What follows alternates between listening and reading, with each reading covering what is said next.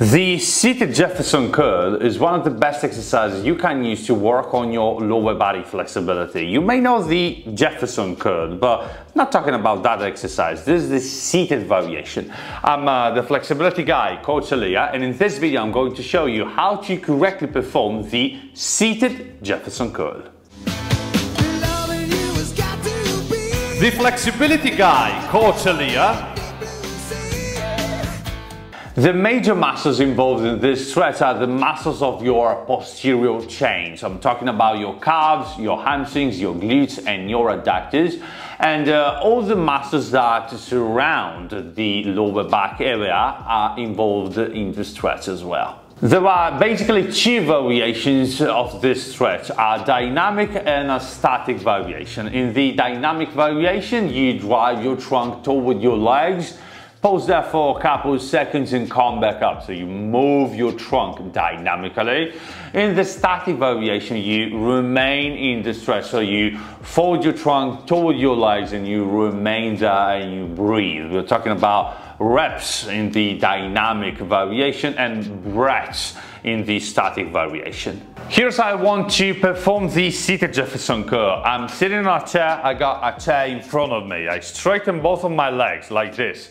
Now I want to use weights. Weights are critical here, all right? So I start in this position here. I straighten my back, okay? So I do want to sit down on top of my hip bones, not on my glutes with my back curved.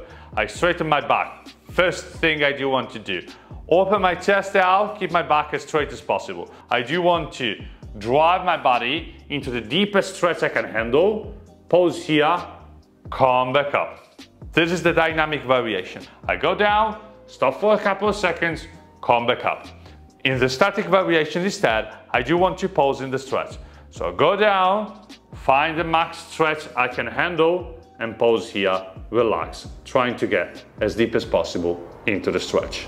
As you perform this stretch, you may touch the floor with the weights before you get into the desired amount of stretch. To fix this, you can either bend your arms as you get into the stretch, or you can use just one weight behind your head like this and get into the stretching position and come back up for the dynamic variation, or just stay here for the passive one.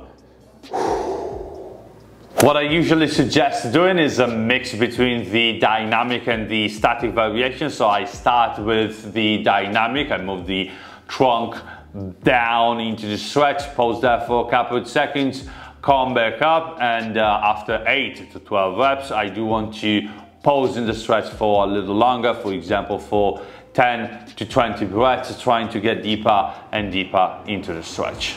If this exercise here feels impossible, you can't really move your trunk from here, what you do want to do is this. You want to use some yoga blocks under your feet. As you can see now, my legs are diagonal, not parallel to the floor. This decreases the stretch on my hips, allowing me to get into the stretch with much more ease, okay? So you do want to basically repeat the same kind of progression, so it's dynamic if you want to get in and out of the stretch, and static when you do want to pause in the stretch for more breaths. Remember that you don't want to just drive your feet too much down, just change the angle a bit to make it a little easier. Another strategy you can use to make this stretch a little easier is bending your knees like this. By bending your knees, you're gonna focus on the top part of your hamstrings and you're gonna take your knees, and so your calves, out of the stretch. So what you do want to do, weights again, I start with my back straight, sit on top of my hip bones, get into the stretch, touch the knees with my chest, come back up for the dynamic, or just stay here for the static. As I get better and better, I can straighten my knees more and more and more until I'm gonna be able to completely straighten my knees. During the dynamic variation, inhale before you start, hold your breath at the bottom of the rep, exhale as you come back up. In the static variation instead, keep a nice and controlled breathing pattern. At 2 to 3 seconds inhale, at 2 to 3 seconds exhale, keep it natural, keep it smooth. The weight is critical here. You do want to use a weight because without it, you're not gonna feel any stretch and vice versa. If you use a weight which is too much, you're gonna resist to the stretch rather than getting deeper and deeper into it. So you do want to find the correct amount of weight that works for you, okay? This is how you want to perform the Seated Jefferson Curl, one of the best exercises you can use to stretch your posterior chain and get a flexible lower body. Remember that if you enjoyed this video, you can leave a thumb up, and if you have a question for me, any kind of doubts, you can leave a comment down below. I do read all the comments. Last but not least, remember that if you want to work on your flexibility, you can get a personalized program.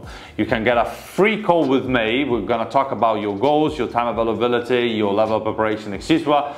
Then I'm gonna create a personalized program for you. To do that, you can check the link in the description down below. With that said, thank you so much for staying with me. Have a nice stretch and see you in the next video. Bye. Hey, if you want to improve your legs, hips, lower body flexibility in general, and you also want to master the splits, in this book you can find all the exercises you need. This is called Split Sacking, and you can find it on Amazon right now.